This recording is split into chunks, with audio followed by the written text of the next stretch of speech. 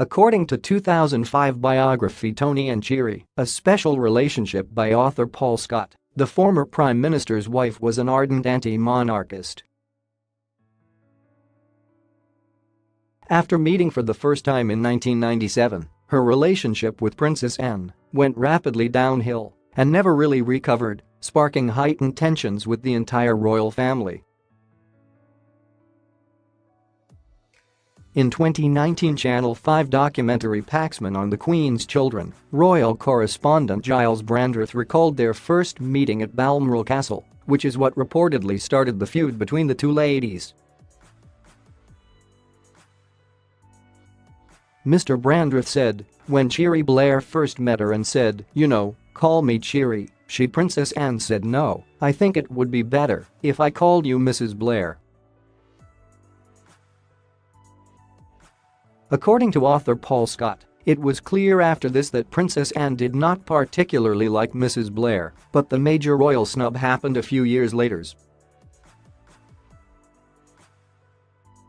At the Queen's Golden Jubilee celebrations in 2002, the Blairs are said to have irritated the royal family with an unscheduled walkabout.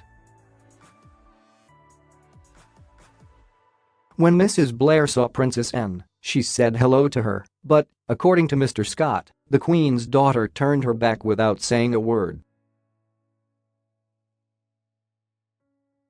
In his book, Mr Scott claims that a furious Mrs Blair is said to have responded to the gesture by saying, "That be completely blanked me."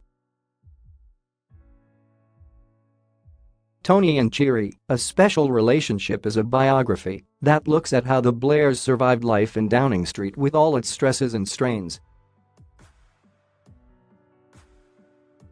Author Paul Scott is a former senior national newspaper executive who was granted special access to well-placed sources during Mr Blair's premiership.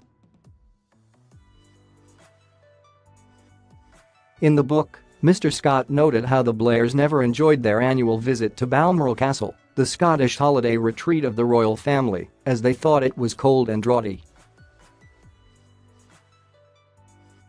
However, he adds that, while Mr Blair still behaved in an inappropriate manner, his wife never attempted to disguise her irritation.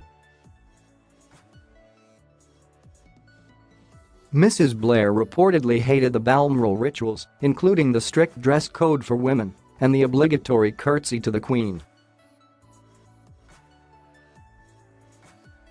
She also never liked to be around the monarch's dogs, as Mr Scott claimed she suffered from an allergic reaction to fur. Quoting insiders, the author said, "Every time Mrs Blair walks into the place her eyes bulge, go red and begin to water. She comes out in red blotches and her nose runs constantly. By the time she leaves she has lost her voice completely. It is pure torture for her."